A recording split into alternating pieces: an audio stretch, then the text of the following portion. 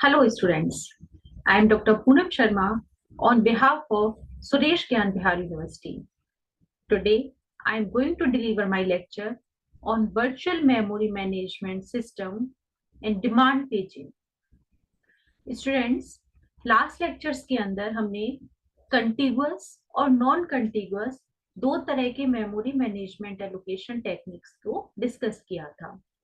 Contiguous allocation techniques में हम memory के अंदर जो स्पेस प्रोवाइड कराते हैं किसी प्रोसेस को, वो स्पेस कंटिगुअस लोकेशंस पर प्रोवाइड कराते थे।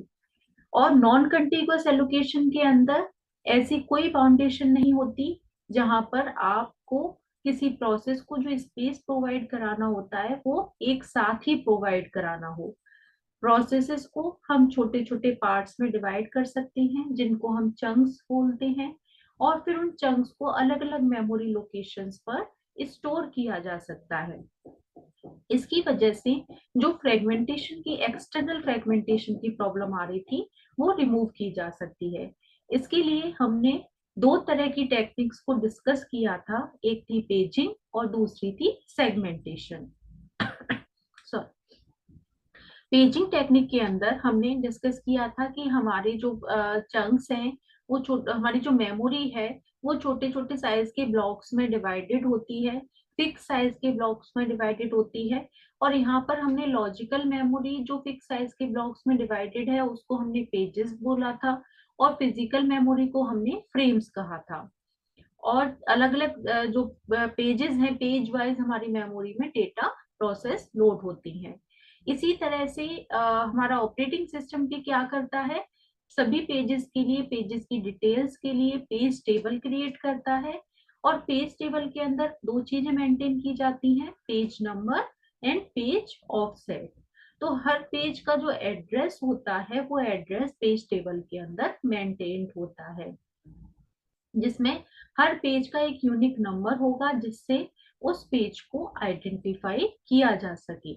और फिर उसके साथ में पेज ऑफसेट होगा, यानी उस पेज का एड्रेस होगा जिससे कि उस पेज की लोकेशन पता की जा सके।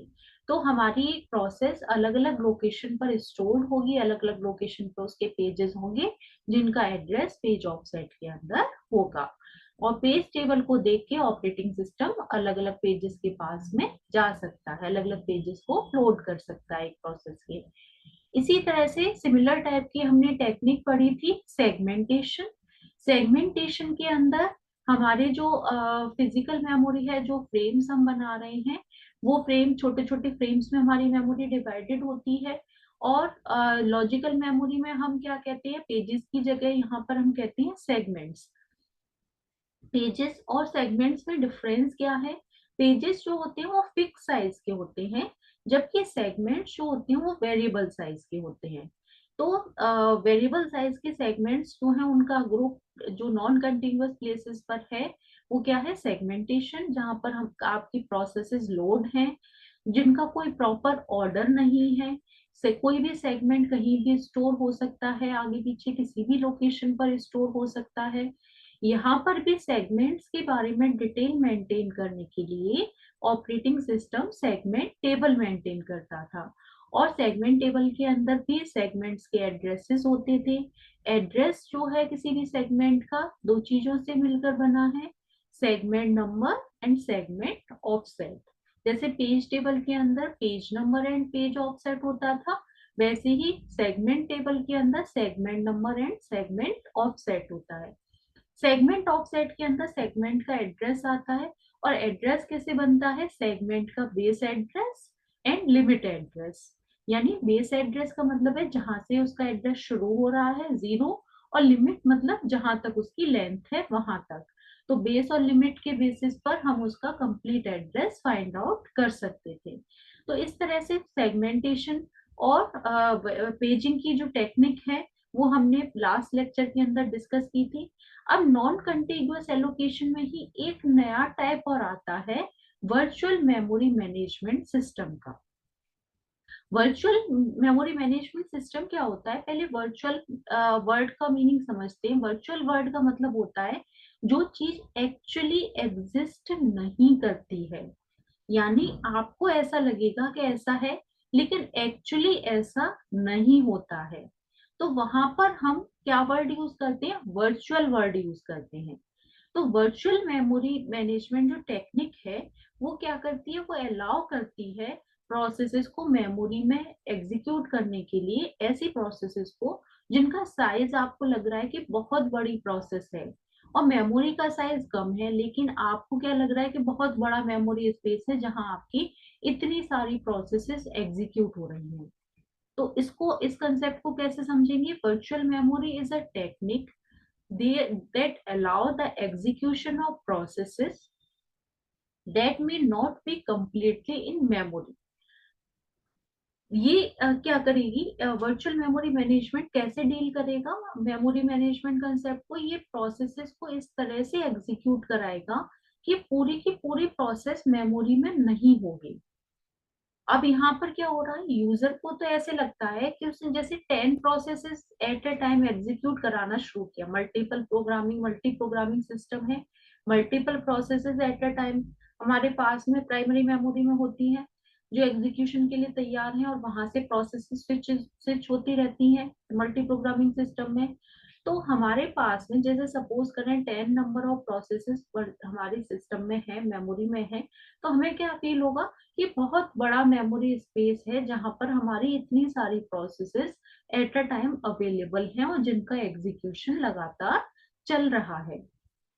लेकिन एक्चुअली में ऐसा नहीं होता, हमारे पास तो लिमिटेड मेमोरी स्पेस ही होता है, और हम उस लिमिटेड मेमोरी स्पेस को ही इस तरह से यूटिलाइज करते हैं कि हमें, यूजर को लगता है कि बहुत बड़ा स्पेस है। इस तरह की मैनेजमेंट को हम बोलते हैं वर्चुअल मेमोरी मैनेजमेंट सिस्टम। यानी फील हो रहा है ऐसा कि बहुत बड़ा स्पेस है, लेकिन एक्चुअली में ऐसा नहीं है, वर्चुअली है ये। तो इसको, प्रोसेसेस को इस तरह से कैसे अलाउ करता है, वो कंप्लीटली पूरी प्रोसेस को किसी को भी मेमोरी में नहीं रखता, बल्कि प्रोसेसेस का कुछ पार्ट तो मेमोरी में रखता है और बाकी का पार्ट क्या करता है, डिस्क पे ही रहने देता है, बैकिंग स्टोर पर ही रहने देता है। केवल जितना पार्ट रिक्वायर्ड है उतना पार्ट मेमोरी में लोड होगा, बाकी का पार्ट कहाँ रहेगा, बैकिंग स्टोर पर रहेगा, डिस्क पे रहेगा। और जब रिक्वायरमेंट होगी तब उस पार्ट को, जिस पार्ट की रिक्वायरमेंट है उसे मेमोरी में लेके आया जाएगा। The main advantage of this scheme is that the program can be larger than physical memory. इस चीज का एडवांटेज जो है वो ये रहेगा कि आपके प्रोग्राम्स, जो आपकी एक्चुअल फिजिकल मेमोरी है, जो रैम है, उससे भी बड़ा प्रोग्राम आप मेमोरी में ला सकते हो। क्योंकि पूरा का पूरा प्रोग्राम आपको एक साथ नहीं लाना है, आपको प्रोग्राम का कुछ पार्ट ही लेके आना है। तो प्रोग्राम आपका कितना भी बड़ा क्यों ना हो, आपके पास कितनी भी नंबर ऑफ प्रोसेसेस क्यों ना हो, आप, मेमोरी कम है तो भी आप बड़े प्रोग्राम्स को, कई नंबर ऑफ प्रोग्राम्स को मेमोरी में एग्जीक्यूट करा सकते हो। Virtual memory is the separation of user logical memory from physical memory. This separation allow an extremely large virtual memory to be provided for programmers when only a smaller physical memory is available. Virtual memory के अंदर क्या होता है, हमारी logical memory और physical memory दोनों separated होती हैं, और इस सेपरेशन की वजह से ही हमें ऐसा लगता है, यूजर को या प्रोग्रामर को, हम बहुत बड़ी वर्चुअल मेमोरी प्रोवाइड करा पाते हैं, जबकि एक्चुअली क्या होता है, हमारे पास में काफी छोटी फिजिकल मेमोरी अवेलेबल होती है, लेकिन यूजर को क्या लगता है, काफी बड़ी मेमोरी अवेलेबल है। Virtual memory is commonly implemented by demand paging. It can also be implemented in a segmentation system. जो वर्चुअल मेमोरी है उसको इम्प्लीमेंट करने के लिए हम जो टेक्निक यूज करते हैं उसको बोलते हैं हम डिमांड पेजिंग, और अगर हम सेगमेंटेशन टेक्निक यूज कर रहे हैं तो हम उसे बोलेंगे डिमांड सेगमेंटेशन। तो हम डिमांड पेजिंग पढ़ लेते हैं, सेगमेंटेशन टेक्निक भी सेम ऐसे ही चलेगी जैसे डिमांड पेजिंग चल रही है। हमने कल डिस्कस किया था, जब पेजिंग और सेगमेंटेशन टेक्निक समझाई थी तब आपको बताया था दोनों में डिफरेंस क्या है। पेजिंग टेक्निक के अंदर जो आपके फ्रेम्स का साइज है, पेजेस का साइज है, वो फिक्स रहता है, जबकि सेगमेंटेशन के अंदर ये फ्रेम्स जो हैं, जो ब्लॉक्स हैं, वो वेरिएबल साइज के रहते हैं। सिर्फ यही एक डिफरेंस आता है, बाकी सब कुछ सेम चल रहा था। इसीलिए हम डिमांड पेजिंग पढ़ेंगे तो डिमांड सेगमेंटेशन भी कवर अप हो जाएगा, बस उसमें वेरिएबल और फिक्स साइज का ही डिफरेंस आएगा। तो हम एक टेक्निक ले लेते हैं डिमांड पेजिंग की, जिसके थ्रू हम वर्चुअल मेमोरी मैनेजमेंट को इम्प्लीमेंट करेंगे। डिमांड पेजिंग क्या होता है, अब पहले इसको समझते हैं। डिमांड पेजिंग जो है, डिमांड पेजिंग सिस्टम सिमिलर होता है पेजिंग सिस्टम और स्वैपिंग सिस्टम के। यानी आप एक तरह से समझ सकते हैं, paging plus swapping is equal to demand paging. आप ये सिंपल एक फॉर्मूला तैयार याद कर लेंगे तो आपको डिमांड पेजिंग का कंसेप्ट क्लियर हो जाएगा। डिमांड पेजिंग क्या है? Paging plus swapping is equal to demand paging. अब पेजिंग क्या है? पेजिंग आप अभी पढ़ चुके हैं, कल जो लेक्चर पढ़ा था आपने, लास्ट लेक्चर जो आप पढ़ चुके हैं पेजिंग एंड सेगमेंटेशन वाला, वो उस लेक्चर में आपने पढ़ा था पेजिंग क्या होती है। पेजिंग टेक्निक अभी अभी भी डिस्कस की है हमने। पेजिंग टेक्निक में हमारी जो लॉजिकल मेमोरी है वो फिक्स साइज के ब्लॉक्स में डिवाइड होती है, जिसको हम कहते हैं पेजेस। और उसी साइज के, सिमिलर साइज के फिजिकल मेमोरी में ब्लॉक्स डिवाइडेड होते हैं फिक्स साइज के, जिनको हम बोलते हैं फ्रेम्स। जो भी प्रोसेसेस हैं उन फ्रेम्स के अंदर होती हैं और वहां से वो पेजेस लोड होते हैं प्राइमरी मेमोरी में, लॉजिकल मेमोरी में आती हैं, और वो पेज वाइज ही लोडिंग अनलोडिंग चलती रहती है। अब स्वैपिंग क्या कहती है? स्वैपिंग का कंसेप्ट जो है वो हमने पहले की क्लासेस में मेमोरी मैनेजमेंट में पढ़ा था। स्वैपिंग जो है दो वर्ड से मिलकर बना है, swap in and swap out. Swap in and swap out का मतलब क्या है? जब हमारे सिस्टम में कोई प्रोसेस काफी समय से वेट कर रही होती है, स्वैपिंग हमने पहले क्या पढ़ा था स्वैपिंग में, कि कोई प्रोसेस हमारे सिस्टम में वेटिंग में होती थी, तो हम क्या करते थे कि उस प्रोसेस को वहां से स्वैप आउट करके हार्ड डिस्क पे डाल देते थे, कि वो वेट कर रही है इतनी देर के लिए, मेमोरी का स्पेस वेस्ट हो रहा है, वो प्रोसेस आगे एग्जीक्यूट तो कर नहीं रही है, बल्कि क्या कर रही है, सिर्फ वेटिंग में पड़ी हुई है, और उसने स्पेस भी कंज्यूम कर रखा है मेमोरी के अंदर। तो वो स्पेस किसी और प्रोसेस के काम भी नहीं आ रहा है, और वो प्रोसेस सिर्फ वेट कर रही है, तो उसको हम क्या करते थे, वहां से प्राइमरी मेमोरी से उसको स्वैप आउट करके हार्ड डिस्क पे या बैकिंग स्टोर पे डाल देते थे, और कहते थे वहीं पे वेट करे वो। और जो स्पेस खाली होता था वहां पर हम नई प्रोसेस को किसी को लेके आ जाते थे, जो कि प्रोसेस आती थी और आने के बाद में एग्जीक्यूट हो जाती थी, काम करती थी अपना। जिस प्रोसेस को हमने स्वैप आउट किया था, जब उसका वेटिंग टाइम कंप्लीट हो जाता है, वो जो जिस इंटरप्ट के लिए वो वेट कर रही थी, जिस इनपुट आउटपुट के लिए वो वेट कर रही थी, उसका काम कंप्लीट हो जाता है, तो उस प्रोसेस को वापस से प्राइमरी मेमोरी में स्वैप इन कर लेते हैं, वापस लेके आ जाते हैं और फिर उसे एग्जीक्यूट करा देते हैं। तो ये स्वैप इन और स्वैप आउट की जो प्रोसेस थी, इसको हम कंबाइंडली बोलते हैं स्वैपिंग करना। अब यहाँ पर स्वैपिंग कैसे काम में आ रही है ये समझें। यहाँ पर स्वैपिंग ऐसे काम में आ रही है कि हमारे पास में डिमांड पेजिंग में क्या हो रहा है। देखिए, वर्चुअल मेमोरी का कंसेप्ट क्या कह रहा है? वर्चुअल मेमोरी का कंसेप्ट कह रहा है कि आपके पास में अगर प्रोसेसेस ज्यादा हैं, या आपकी प्रोसेस काफी बड़ी है और मेमोरी में स्पेस कम है, तो पूरी प्रोसेस को मेमोरी में नहीं लाना है, बल्कि क्या करना, उसका कुछ पार्ट ही वहां पर लेके आना है, और बाकी का पार्ट कहाँ रखना है? हार्ड डिस्क में रखना है। यानी अब यहाँ पर पहले तो पेजिंग का कंसेप्ट लगाओ, कि हमने पूरे प्रोग्राम को, पूरी प्रोसेसेस को छोटे छोटे पेजेस में डिवाइड कर दिया, छोटे छोटे चंक्स में डिवाइड कर दिया, जिनको हमने क्या कहा? पेजेस कहा। अब इन पेजेस को हम क्या करेंगे? लोड करेंगे मेमोरी में। तो सारे पेजेस को, जितने भी पेजेस बने उस प्रोसेस के, फिक्स साइज के पेजेस बने, उन पेजेस को सबको मेमोरी में लोड कराने की बजाय हम क्या करें कि जिन पेजेस के, सारा पेज एक साथ पूरी प्रोसेस तो एग्जीक्यूट होगी नहीं, पूरा प्रोग्राम एक साथ तो एग्जीक्यूट नहीं होता, तो जिस पेज को पहले लोड करना है, जिन पेजेस को पहले एग्जीक्यूट करना है, उन पेजेस को तो हमने मेमोरी में लेके आ गए। और जिन पेजेस को अभी एग्जीक्यूट नहीं कराना है उन पेजेस को हमने सेकेंडरी मेमोरी में ही रहने दिया। तो ऐसे ही हमने बाकी सभी प्रोसेसेस के साथ भी किया। जैसे कि आपको एग्जांपल दिया था मैंने कि सपोज करें आपके पास में 10 नंबर ऑफ प्रोसेसेस हैं, तो सारी प्रोसेसेस पे हमने क्या किया, सारे पेजेस लोड करने की बजाय हमने हर प्रोसेस से कुछ कुछ पेजेस वहां पर लोड कर लिए जिनकी एग्जीक्यूशन हो रहा है, जिनको एग्जीक्यूशन के लिए जरूरत है। तो रिक्वायर्ड पेज हमारी मेमोरी में आ गए। अब हमने एग्जीक्यूशन करना शुरू किया। अब जैसे ही हम एग्जीक्यूशन करना शुरू करेंगे, फिर हमें जिस पेज की रिक्वायरमेंट होगी उस पेज को हम मेमोरी में स्वैप इन कर लेंगे, और जिस पेज की रिक्वायरमेंट नहीं होगी उस पेज को हम मेमोरी में से स्वैप आउट कर देंगे। यहाँ पर हमारा स्वैपिंग वाला कंसेप्ट चल रहा है, यानी जो पेज काम में नहीं आ रहे हैं उन पेजेस को मेमोरी में से स्वैप आउट कर दो, यानी वहां से हटा के हार्ड डिस्क पे डाल दो जिससे स्पेस खाली हो जाए।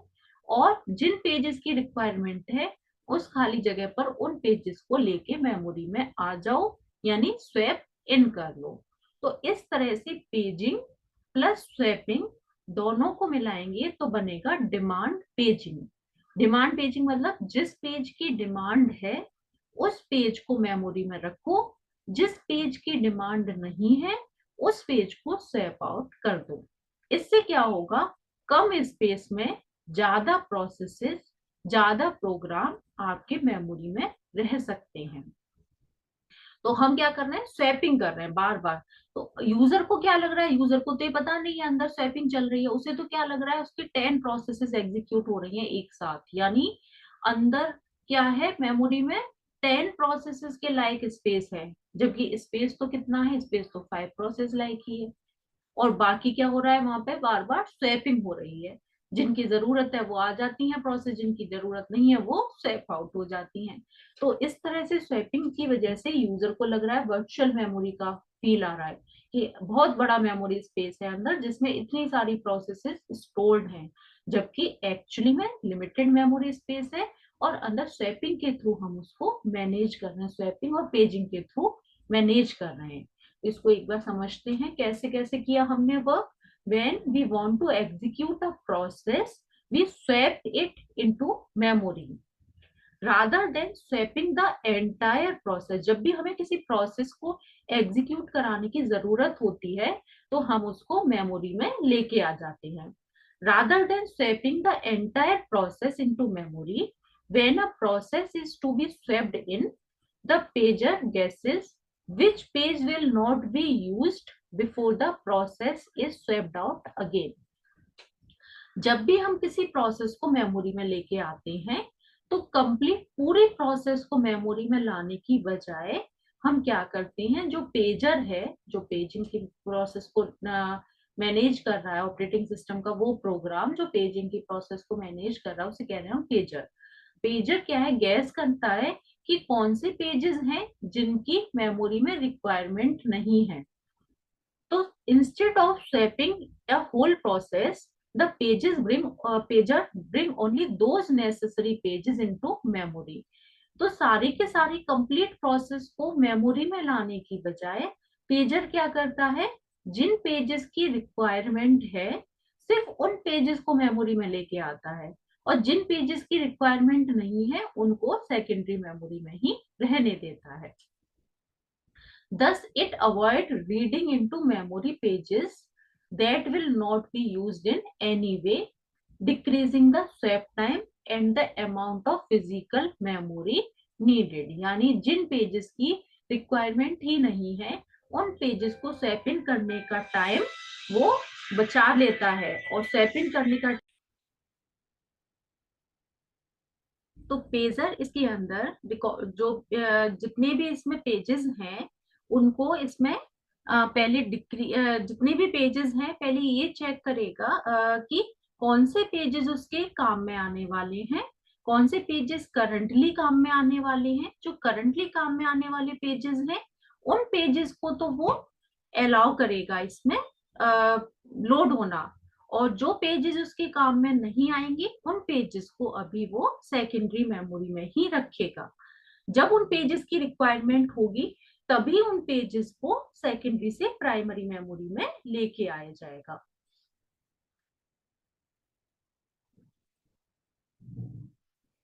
Hardware support is also required to distinguish between those pages that are in memory and those pages that are on the disk.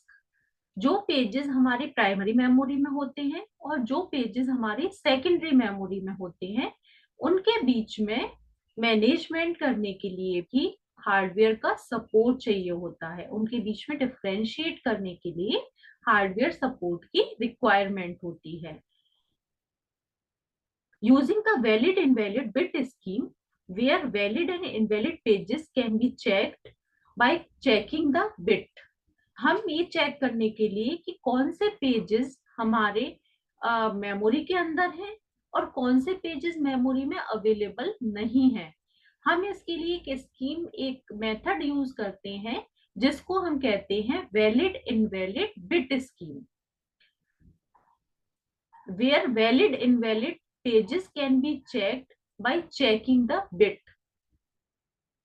When this bit is set to valid, that is 0, the value indicates that the associated page is both legal and in memory. अगर इसमें एक table maintain की जाती है जिस table के अंदर हम एक लिस्ट मेंटेन करते हैं पेज का नंबर और उसके आगे वैलिड या इनवैलिड। वैलिड का मतलब होता है, वैलिड को हम 0 से डिनोट कर सकते हैं, इनवैलिड को हम 1 से डिनोट कर सकते हैं।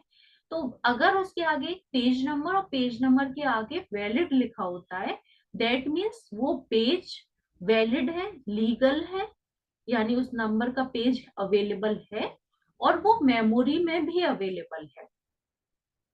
लेकिन अगर उस पेज के आगे इनवैलिड लिखा हुआ है या 1 लिखा हुआ है, दैट मीन्स क्या है, वो पेज या तो लीगल नहीं है, यानी उस नंबर का कोई पेज ही नहीं है, या वो उस नंबर का पेज इस समय प्राइमरी मेमोरी में अवेलेबल नहीं है। तो इस तरह से एक टेबल मेंटेन होती है, उस टेबल के अंदर ये दो इंफॉर्मेशन हम मेंटेन करते हैं। क्या क्या? वैलिड इनवैलिड बिट स्कीम कहते हैं इसको, वैलिड इनवैलिड बिट स्कीम, जिसके अंदर हमारी दो इंफॉर्मेशन मेंटेन हो रही है। क्या क्या? वैलिड बिट और इनवैलिड बिट, पेज नंबर और उसके साथ में वैलिड या इनवैलिड। अगर पेज वैलिड है दैट मीन्स वो लीगल है या वो पेज अवेलेबल है मेमोरी के अंदर। दूसरा, अगर पेज नंबर और पेज नंबर के साथ में इनवैलिड लिखा हुआ है, दैट मीन्स वो पेज क्या है, that value indicate that the page is either not valid or is valid but is currently on the disk. यानी इनवैलिड का मतलब क्या है कि वो पेज या तो वैलिड नहीं है या वो वैलिड तो है लेकिन करंटली प्राइमरी मेमोरी में अवेलेबल नहीं है, बल्कि कहाँ है, वो डिस्क के ऊपर अवेलेबल है। ये जो पेज टेबल होती है, the page table entry for a page that is not currently in memory is simply marked as invalid और contain the address of page on the disk. Page table के अंदर जो page invalid होते हैं उनके आगे क्या लिखा होता है, या तो इनवैलिड लिखा होता है या कई बार उनके आगे उस पेज का एड्रेस लिखा होता है। डिस्क के अंदर उस पेज का जो एड्रेस है वो एड्रेस उस डिस्क के अंदर वहां लिखा हुआ होता है। If the process tries to use a page that is marked invalid causes a page fault trap. अगर किसी पेज के अंदर किसी प्रोसेस जो है किसी पेज के लिए रिक्वेस्ट करती है और वो पेज टेबल में चेक किया जाता है, क्या पेज टेबल में वो पेज अवेलेबल है, क्या आ रहा है उसके आगे लिखा हुआ, ये वैलिड आ रहा है या इनवैलिड आ रहा है। तो अगर उस पेज के आगे इनवैलिड लिखा हुआ आता है तो उसका मतलब क्या होता है, पेज फॉल्ट हो गया। ये एक इंपॉर्टेंट टर्म है, पेज फॉल्ट, यानी किसी पेज के लिए रिक्वेस्ट हुई और अगर वो पेज अवेलेबल नहीं है मेमोरी में या इनवैलिड है, तो यानी लिस्ट में जैसे ही देखा गया पेज टेबल की लिस्ट में और उस पेज नंबर के आगे लिखा हुआ है इनवैलिड, दैट मीन्स क्या हुआ, पेज फॉल्ट हो गया। This step is the result of operating system failure to bring the desired page in the memory. इस ट्रैप का मतलब क्या है, पेज फॉल्ट का मतलब क्या है कि जिस पेज के लिए रिक्वायरमेंट थी ऑपरेटिंग सिस्टम उस पेज को मेमोरी में लाने से फेल हो गया, मेमोरी में ढूंढने से फेल हो गया। But page fault can be handled as follows. तो अगर पेज फॉल्ट अगर आ जाता है, जिस पेज के लिए रिक्वेस्ट होती है और पेज मेमोरी में नहीं मिलता, ऑपरेटिंग सिस्टम उसे मेमोरी में नहीं ढूंढ पाता, तो उस कंडीशन में उसको हैंडल किया जाता है। तो पेज फॉल्ट को हम कैसे हैंडल करेंगे, इसको हैंडल करने के कुछ स्टेप्स होते हैं, वो स्टेप्स एक एक करके समझते हैं। इफ पेज फॉल्ट अकर, जैसे ही कोई पेज फॉल्ट होता है, then we first check the internal table for this process to determine whether the reference was valid or invalid memory access। जैसे ही पेज फॉल्ट होगा, सबसे पहले हम क्या करेंगे, इंटरनल टेबल जो पेज टेबल है उसको सर्च करेंगे और चेक करेंगे कि क्या वो पेज फॉल्ट क्यों हुआ है, इनवैलिड है पेज, पेज जो है उसका एड्रेस वैलिड है या इनवैलिड है। सबसे पहले ये चेक किया जाएगा कि पेज का जो एड्रेस दिया गया है क्या वो पेज का एड्रेस वैलिड है या इनवैलिड है, यानी लीगल है वो पेज या इलीगल है। If the reference was invalid we terminate the process. अगर वो पेज का एड्रेस ही गलत है तो हम क्या करेंगे, प्रोसेस को टर्मिनेट कर देंगे, क्योंकि एड्रेस ही गलत है, उस नाम का कोई पेज ही अवेलेबल नहीं है, जो पेज जिसको आप ढूंढ रहे हैं उस नाम का कोई पेज ही अवेलेबल नहीं है, वो एड्रेस ही अवेलेबल नहीं है, ना आपके प्राइमरी मेमोरी में ना ही आपकी सेकेंडरी में, गलत ही एड्रेस लिखा हुआ है। तो क्या है, वो पेज को, उस प्रोसेस को हम वहीं टर्मिनेट कर देंगे। But if it is valid then we find the free frame. पर अगर वो पेज वैलिड है, यानी अगर वो पेज का एड्रेस सही है लेकिन वो पेज वहां वहां अवेलेबल नहीं है, प्राइमरी मेमोरी में अवेलेबल नहीं है, कहाँ है वो, हार्ड डिस्क पर है, सेकेंडरी मेमोरी में, तो हम क्या करेंगे, हम एक फ्री फ्रेम जो है उसको फाइंड आउट करेंगे, क्योंकि उस पेज को लेके आना पड़ेगा ना आपको प्राइमरी मेमोरी में, तो आपको फ्री फ्रेम जो है फाइंड आउट करना पड़ेगा। Then schedule a disk operation to read the desired page into newly allocated frame।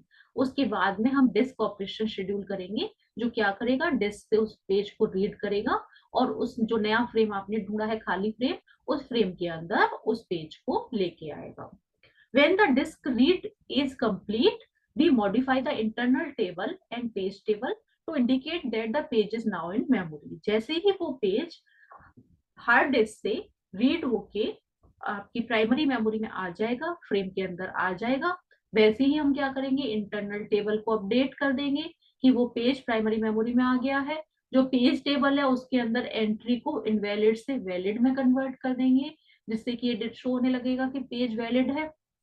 और फिर उसके बाद में we restart the instruction that was interrupted by the illegal address trap. The process can now access the page as though it has been always be in memory। उसके बाद हम अपनी process को रीस्टार्ट करेंगे, बिल्कुल वैसे ही जैसे कि कुछ हुआ ही नहीं था, कोई पेज फॉल्ट हुआ ही नहीं था, वैसे आपकी प्रोसेस वापस से वहीं से स्टार्ट हो जाएगी जहां से उस प्रोसेस को छोड़ा गया था। तो इस तरह से हम पेज फॉल्ट को मेंटेन करते हैं। क्या क्या स्टेप फॉलो किए हमने इसमें, जैसे ही कोई पेज फॉल्ट आएगा, यानी पेज फॉल्ट का मतलब क्या है, आपकी प्रोसेस ने, आपके जब प्रोसेस एग्जीक्यूट हो रही है, किसी पेज के लिए रिक्वायरमेंट जैसे ही आई कि ये पेज चाहिए एग्जीक्यूशन के लिए, अगला नेक्स्ट स्टेप ये है कि नेक्स्ट पेज चाहिए, वो पेज मेमोरी में नहीं था, तो क्या हुआ, पेज फॉल्ट। जैसे ही पेज फॉल्ट हुआ, पहले ये चेक किया, नहीं वो पेज मेमोरी में नहीं मिला, तो इंटरनल टेबल चेक की जाएगी, क्या वो जो एड्रेस है पेज का इनवैलिड आ रहा है, वो पेज यानी वो प्राइमरी मेमोरी में अवेलेबल नहीं है, तो इंटरनल टेबल चेक की जाएगी, क्या वो सेकेंडरी मेमोरी में भी अवेलेबल नहीं है, क्या वो जो एड्रेस दे रहा है वो एड्रेस एक्चुअली एग्जिस्ट करता है। अगर वो एड्रेस ही एग्जिस्ट नहीं करता है या एड्रेस गलत है, तो दैट मीन्स क्या है, गलत एड्रेस आ रहा है, तो उस प्रोसेस को वहीं टर्मिनेट कर दो। और अगर एड्रेस सही है तो क्या करेंगे, हम एक खाली फ्रेम सर्च करेंगे प्राइमरी मेमोरी में, फिर उसके बाद में डिस्क ऑपरेशन शेड्यूल करेंगे और सेकेंडरी से उस पेज को वहां से रीड करेंगे और प्राइमरी मेमोरी में उस खाली फ्रेम में लाके लोड कर देंगे। उसके बाद में जो इंटरनल टेबल है और पेज टेबल है उसमें एंट्री को अपडेट कर देंगे, इनवैलिड की जगह वैलिड सेट कर देंगे और फिर उसके बाद में अपनी प्रोसेस को वापस से रीस्टार्ट करेंगे, बिल्कुल वैसे ही जैसे प्रोसेस कभी रुकी ही नहीं थी, और अपना आगे का वर्क करेंगे। तो जब भी पेज फॉल्ट आता है, इस तरह से पेज फॉल्ट को डील किया जाता है।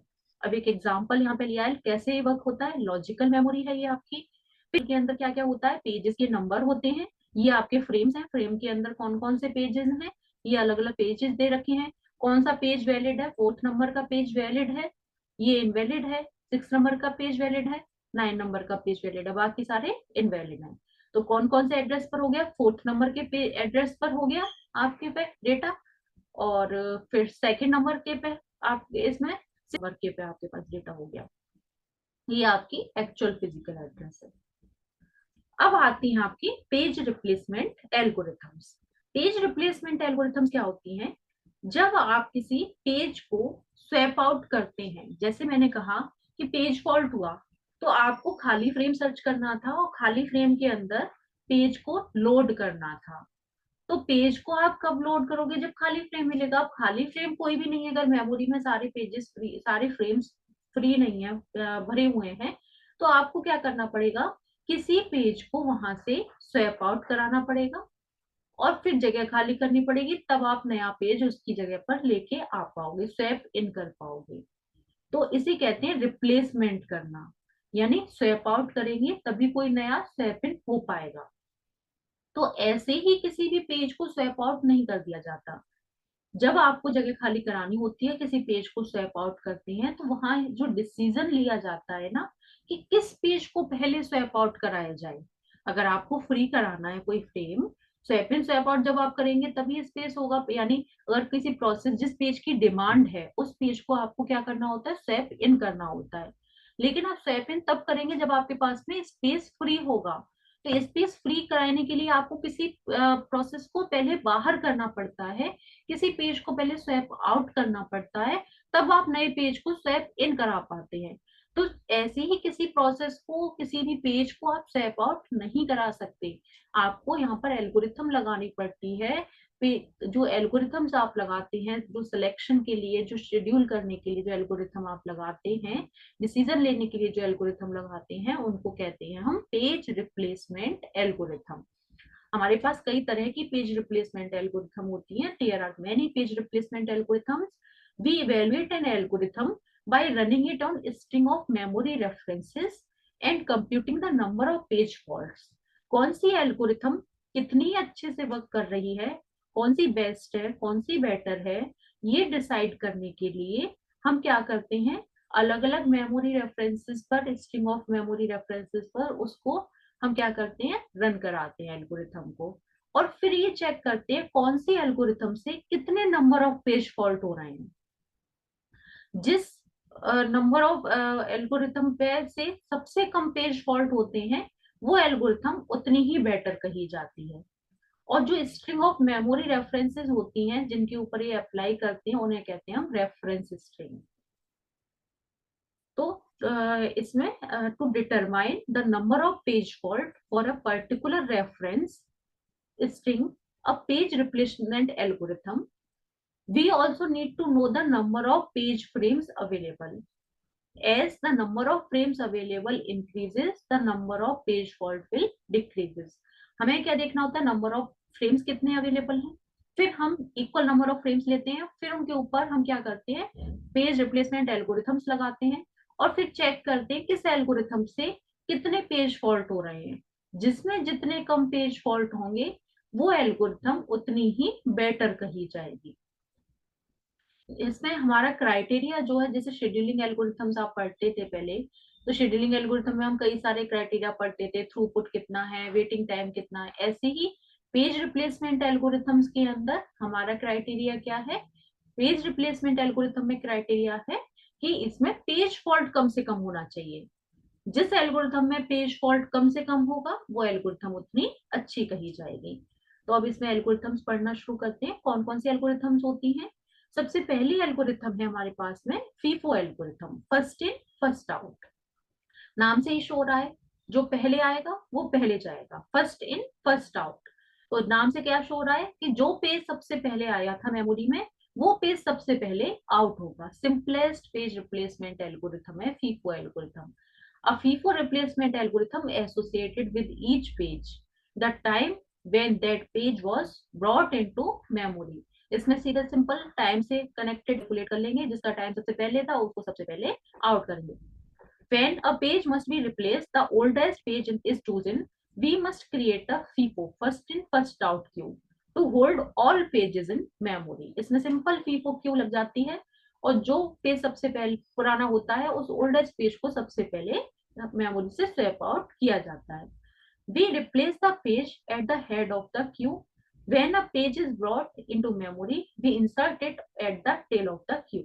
इसमें सिंपल जो हेड है, हेड से हम निकालते जाते हैं पेजेस को और टेल से इंसर्ट करते जाते हैं।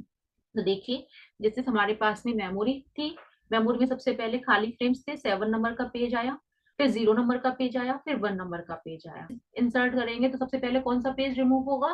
7 नंबर का पेज सबसे पहले रिमूव होगा, उसकी जगह पर 2 नंबर का पेज आ गया। फिर 0 नंबर का पेज रिमूव होगा, उसकी जगह पर 3 नंबर का आ गया। फिर 1 नंबर का पेज रिमूव होगा, उसकी जगह पर अगला पेज आ जाएगा। तो जो पेज सबसे पहले आया था वो पेज सबसे पहले रिमूव किया जाएगा। तो सिंपलेस्ट एल्गोरिथम है, लेकिन इसका ड्रॉबैक क्या हो सकता है? The FIFO page replacement algorithm is easy to understand and program, but its performance is not always good.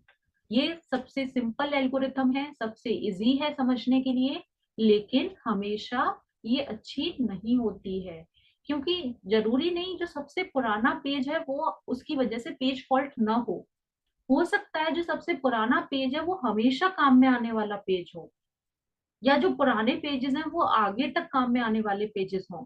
तो आपने अगर उन्हें निकाल दिया पहले और फिर जैसे ही उन्हें निकाला उनकी रिक्वायरमेंट आ गई और जैसे ही रिक्वायरमेंट आई पेज फॉल्ट हो जाएगा।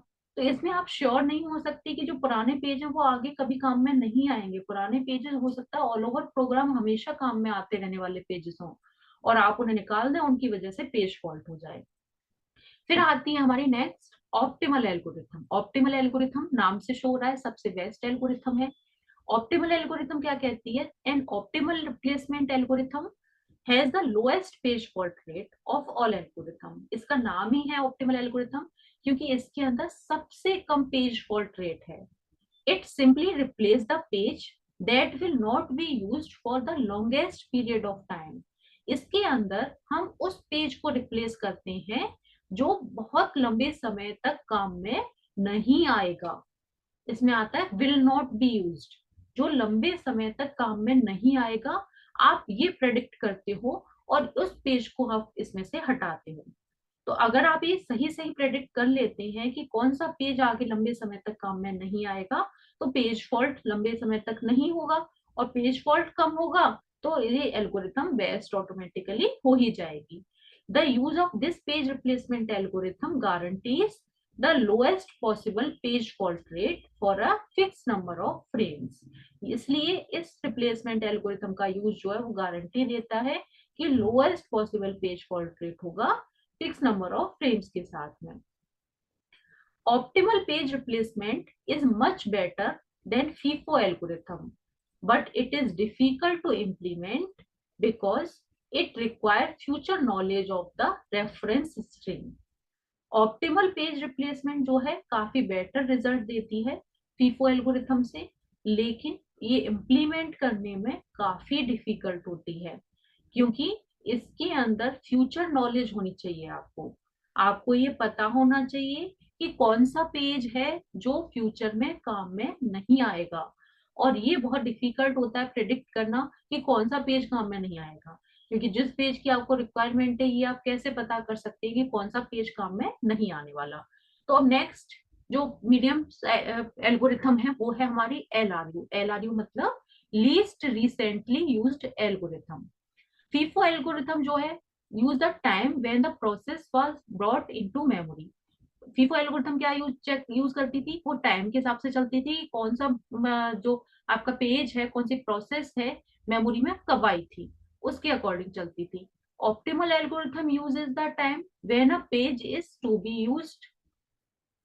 ऑप्टिमल एल्गोरिथम चलती थी कि पेज जो है वो कब काम में आएगा उसके हिसाब से चलती थी। But LRU least recently use replace the page that has not been used for the longest period of time.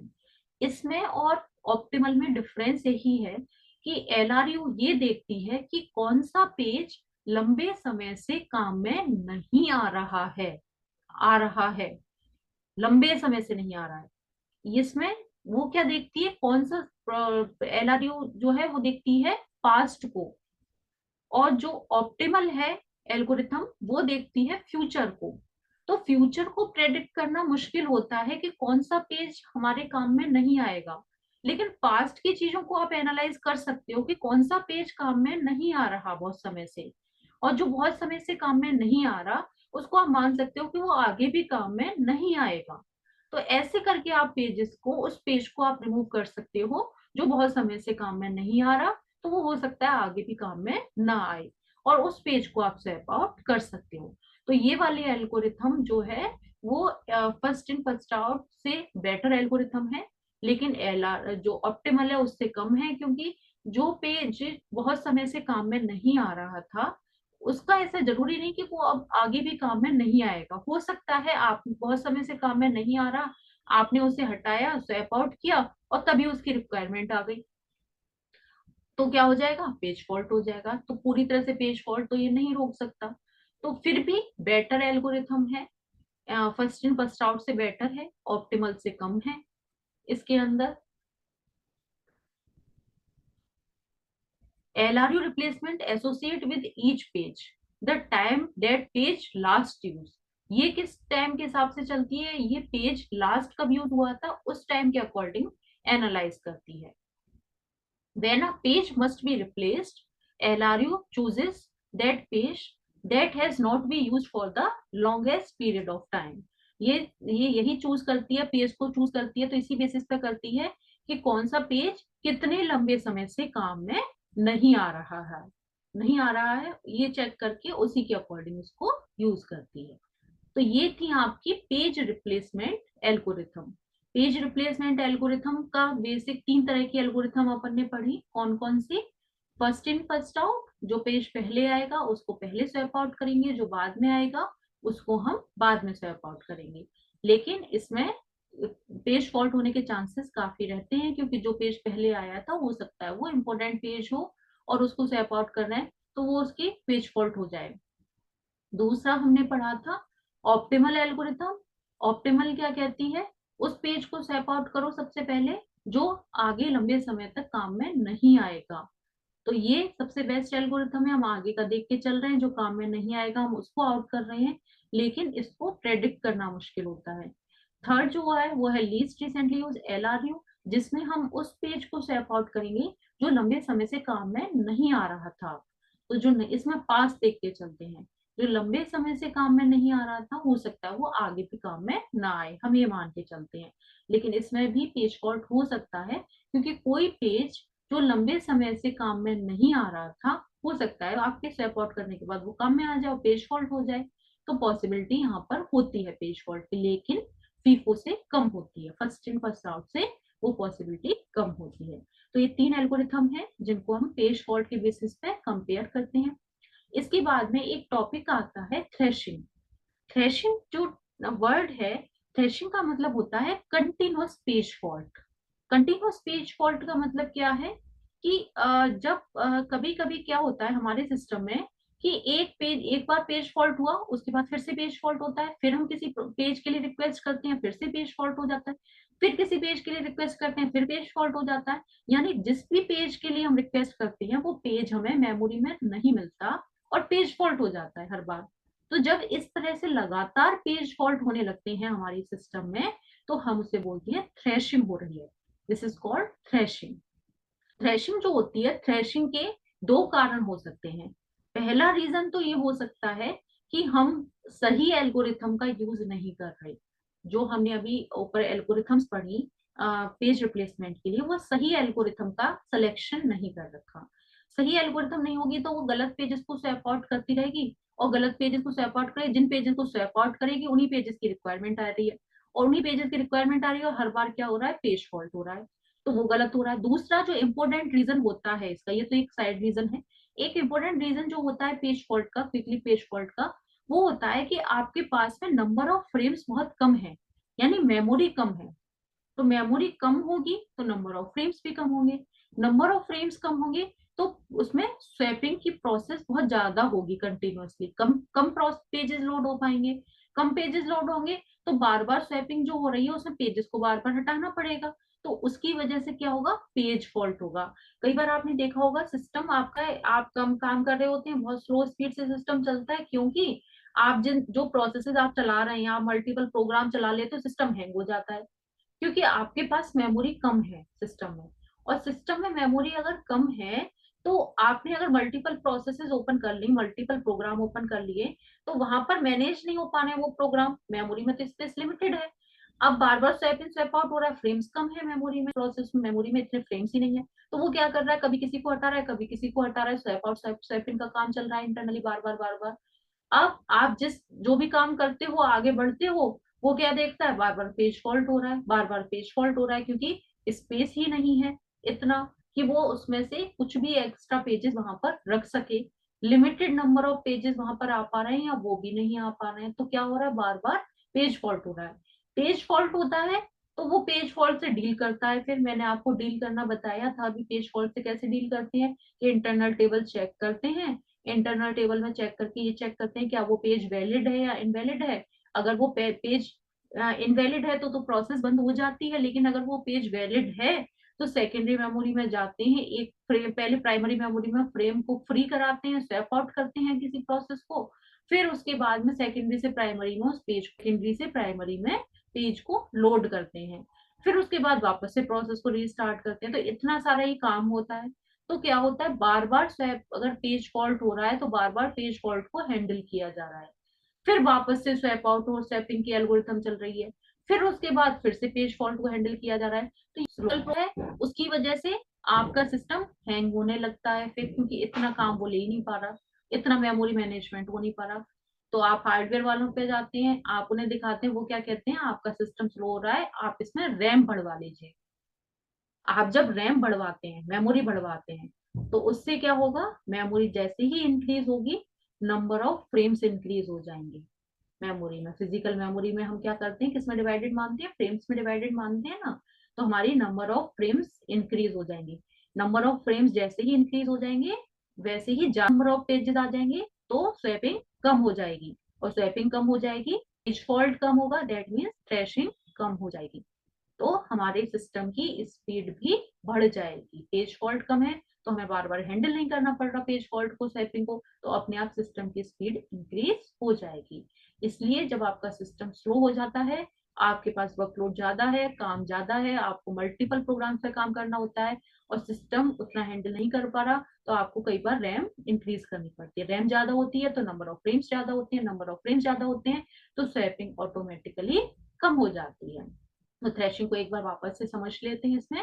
If the number of frames allocated to a process falls below the minimum number of required, यानी जितने number of frame किसी process को allocate किए हुए हैं, वो अगर जितने रिक्वायर्ड हैं उससे कम है, और if the process does not have required number of frames, एक प्रोसेस को जितने फ्रेम्स चाहिए उतने नहीं होते, it will very quickly page fault अकर, तो क्या होता है, बहुत जल्दी जल्दी पेज फॉल्ट होने लगता है। At this point it must replace some pages, तो क्या करना पड़ता है, हमें जल्दी जल्दी पेजेस को रिप्लेस करना पड़ता है। अगर एक प्रोसेस को 5 पेज फ्रेम्स चाहिए, 5 अवेलेबल नहीं है, 2 ही अवेलेबल है, तो क्या होगा, उसके 2 पेज आएंगे, 2 जाएंगे, तब फिर दूसरे 2 आएंगे, तो जल्दी जल्दी क्या करना पड़ेगा, पेज रिप्लेसमेंट करना पड़ेगा, स्वैप इन स्वैप आउट ज्यादा करना पड़ेगा, और पेज फॉल्ट भी ज्यादा होगा। However, since all its pages are in active use, it must replace a page that will be needed again right way.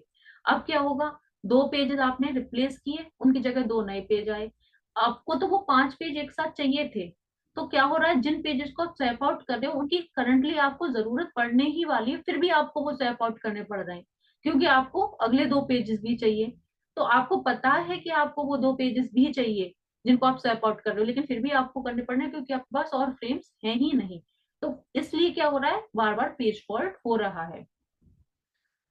Hence, it will very quickly fault again and again.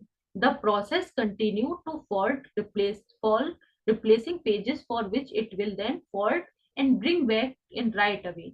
This high paging activity is called thrashing.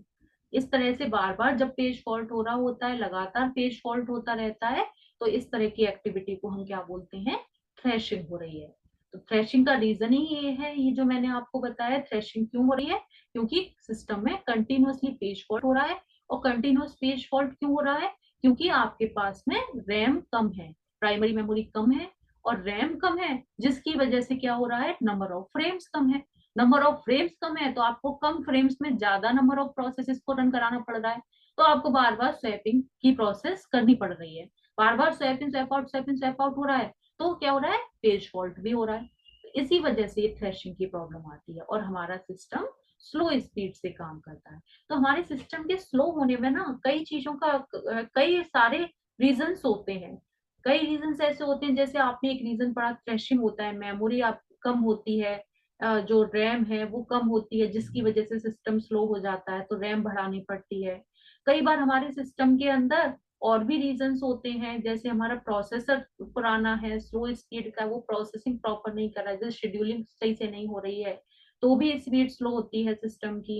इसके अलावा आपके system में कई बार viruses या worms आ जाते हैं, तो वो भी क्या करते हैं, हमारे सिस्टम के रिसोर्सेज को कंज्यूम कर लेते हैं, जिसकी वजह से भी सिस्टम में इसमें प्रॉब्लम आ जाती है। और हमारा सिस्टम के रिसोर्सेज अगर कंज्यूम हो जाते हैं, तो सिस्टम के रिसोर्सेज प्रॉपर वर्क नहीं कर पाते हैं। नेक्स्ट चैप्टर हमारा सिक्योरिटी का है, प्रोटेक्शन का है, जिसमें मैं आपको वॉर्म्स के बारे में और वायरसेस के बारे में भी बताऊंगी, वो कैसे हमारे सिस्टम के रिसोर्सेज को कंज्यूम कर लेते हैं, जिसकी वजह से भी सिस्टम स्लो हो जाता है और सिस्टम प्रॉपरली वर्क नहीं करता।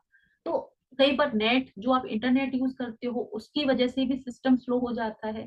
तो कई सारे रीजंस होते हैं, कई, केवल एक हम ये नहीं कह सकते कि थ्रैशिंग हो रही है या आपकी रैम कम है, यही एक रीजन है जिसकी वजह से सिस्टम स्लो होता है, पर ये भी एक रीजन है सिस्टम के स्लो होने का, और एक मेजर रीजन है कि सिस्टम स्लो इसकी वजह से भी होता है। ज्यादातर रीजन में ये होता है, अगर आपका सिस्टम प्रोटेक्टेड है, आपने एंटीवायरस डाल रखे हैं, सिस्टम प्रोटेक्टेड है, आपका प्रोसेसर प्रॉपर है, तो रैम भी एक बड़ा रीजन होता है जिसकी वजह से सिस्टम हमारा स्लो हो जाता है। अगर आपके सिस्टम में वर्कलोड ज्यादा है, काम ज्यादा होता है, आपको मल्टीपल प्रोग्राम्स रन कराने होते हैं, मल्टीपल प्रोसेसेस पे काम करना होता है, एट अ टाइम आप कई सारे काम कर रहे होते हो, कई सारी विंडोज खोल रखी होती हैं, तो फिर आपके लिए जरूरी होता है कि आप रैम प्रॉपर डलवा के रखें। और अगर आपका सिस्टम स्लो हो रहा है, तो आप किसी हार्डवेयर पर्सन से कांटेक्ट करके दिखा लें कि रैम कितनी है और आपका वर्क कितना रहता है, जिसके अकॉर्डिंग रैम कितनी होनी चाहिए, क्योंकि अगर नंबर ऑफ फ्रेम्स कम रहेंगे, तो ऑटोमेटिकली आपके सिस्टम में थ्रैशिंग रहेगी, और थ्रैशिंग रहेगी तो सिस्टम स्लो होगा या बार बार हैंग होगा। तो उस चीज से बचने के लिए हमें क्या करना पड़ेगा, रैम को इंक्रीज करना पड़ेगा।